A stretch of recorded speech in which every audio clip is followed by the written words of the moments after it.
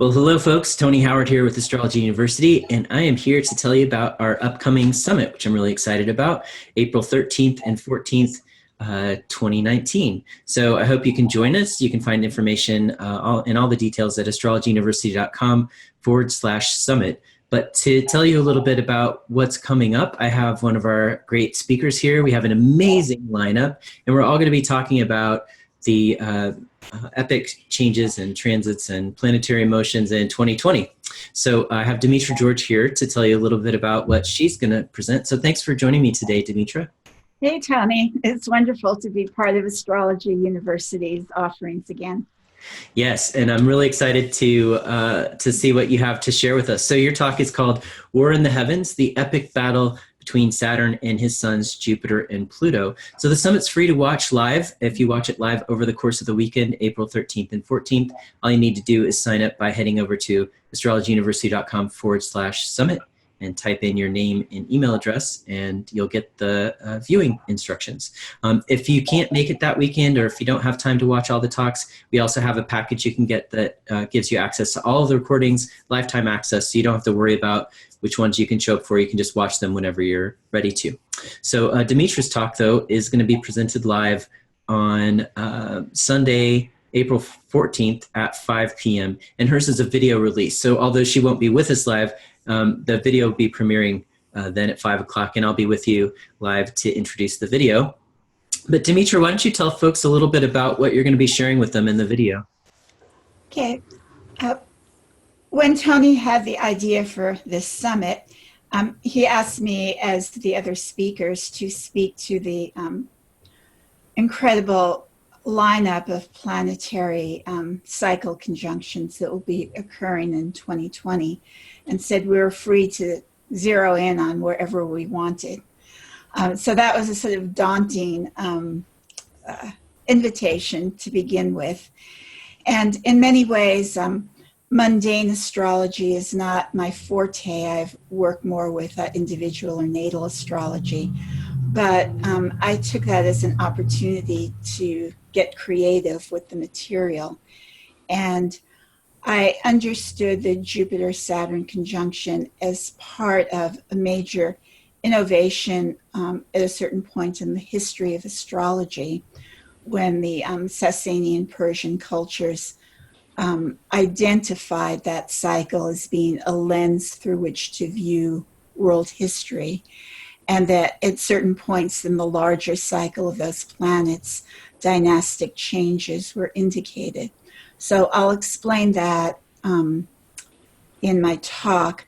But from there, what was so evocative, that this notion of dynastic change involving the planets Jupiter and Saturn is the essence of one of the most important stories in Greek mythology. And this has to do with the war of the Olympians, who were headed by Jupiter, against the old order of Titan gods, who were headed by Saturn, who was Jupiter's father.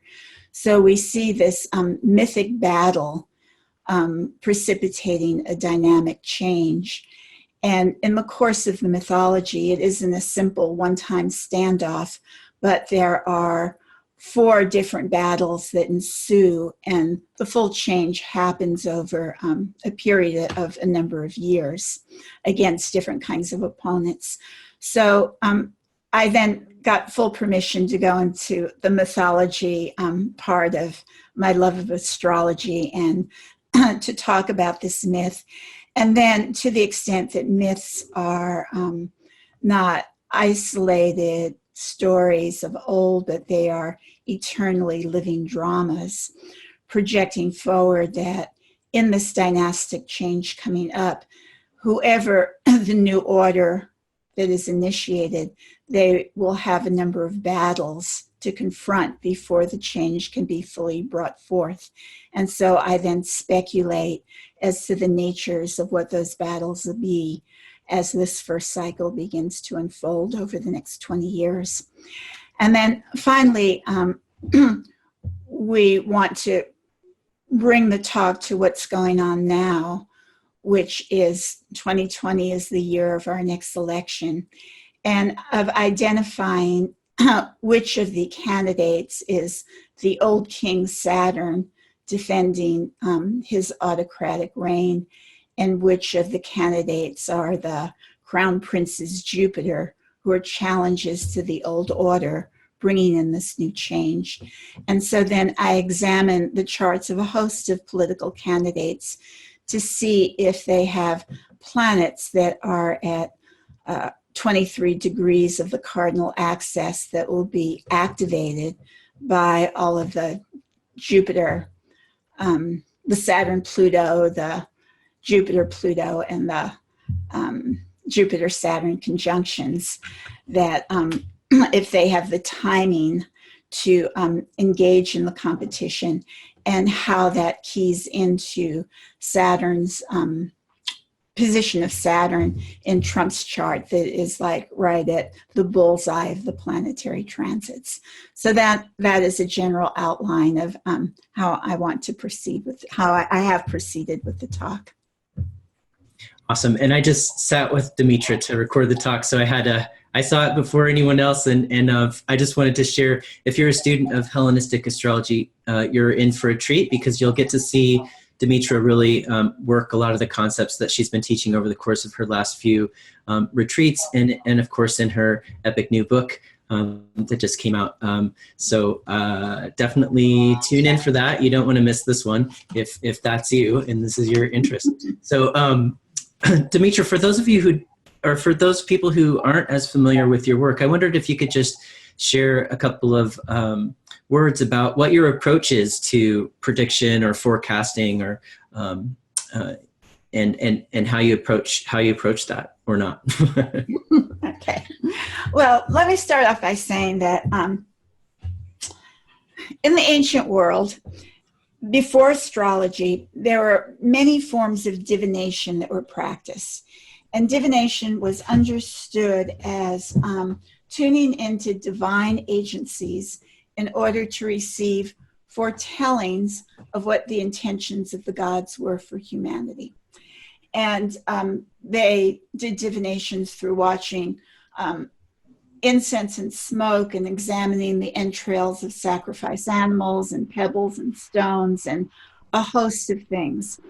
But it wasn't until the use of astrology that divination became much more of a exact science, because,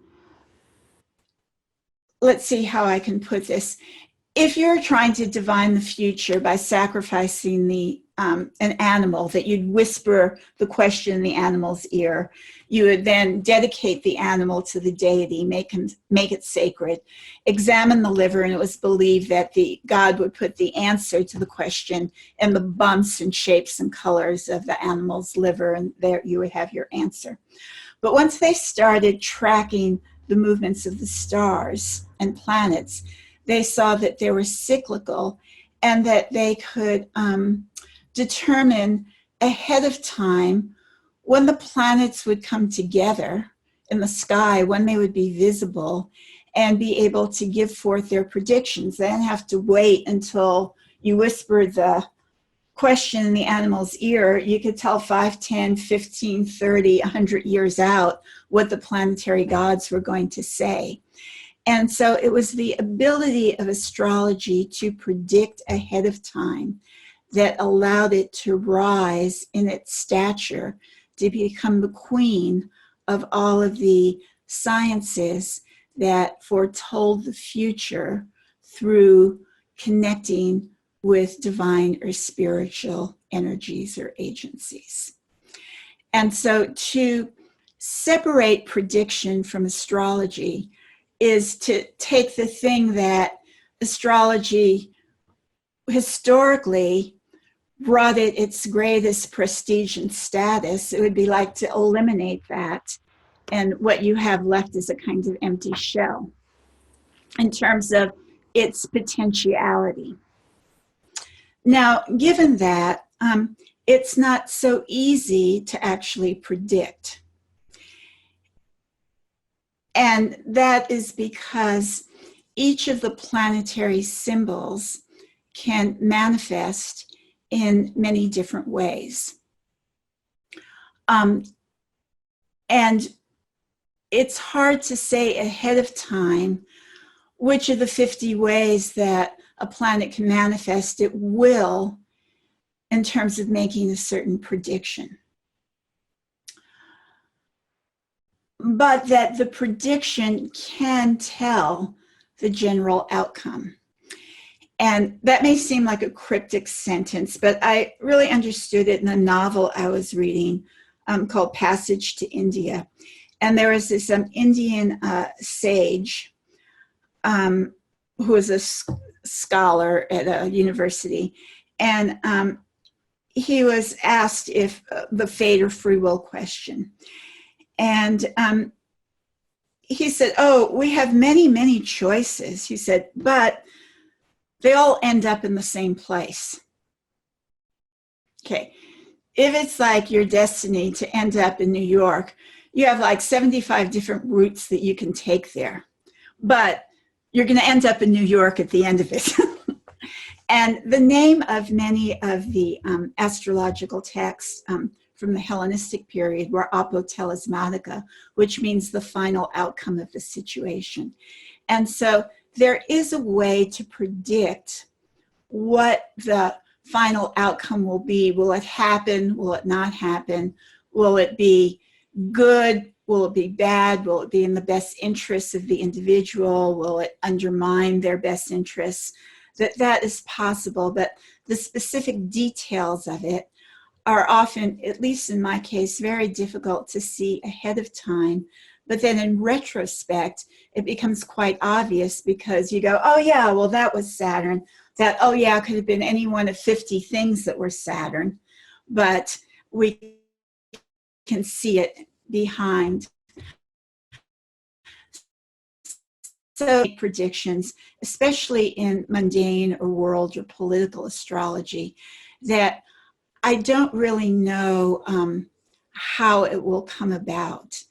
But I have trained myself to know the questions I'm asking and which planetary significators to look for. And as the events start occurring, each of these is like an exciting learning opportunity for me of seeing as something happens in motion and brings about its outcome, what are the factors that beforehand led to that particular outcome of the event. Interesting food for thought. I love this question because we're going to be asking this question of all our speakers in the intro videos, and I know each of you has a different approach, and it's such a rich question. Before you and I were talking, I told you the question we were going to ask, and I said, I know this one can turn into an essay. So thanks for giving us some feedback there on that in terms of your own views, and thanks so much for sharing that lecture with folks, Dimitra. And again, I've seen it already, so you guys are in for a big treat. I hope you can tune in on April 14th at 5 p.m. for the video premiere, and you can watch it live for free if you would like, if you sign up at astrologyuniversity.com/summit. And if you'd like to own this recording, you have that opportunity as well. If you head over to the Summit page, you're looking for the link in the top right-hand corner that says All Access Pass. And with the All Access Pass, you're also going to get some bonuses. So we have a talk from Ray Grossi on the mundane approach to the transits of 2020. That's going to be really, really interesting, that you can only get as part of the package. And if you dig down a little bit deeper in the package, there's another bonus that comes up with Karen Hamaker-Zondag that you'll find in there as well. So lots of treats for you in store with that All Access Pass. So thanks again, Dimitra, for joining us. And I look forward to seeing you again really soon. Okay, wonderful. Okay, good luck, everyone. Enjoy the summit and all the incredible talks you're going to hear. All right, thanks, Dimitra. Take care.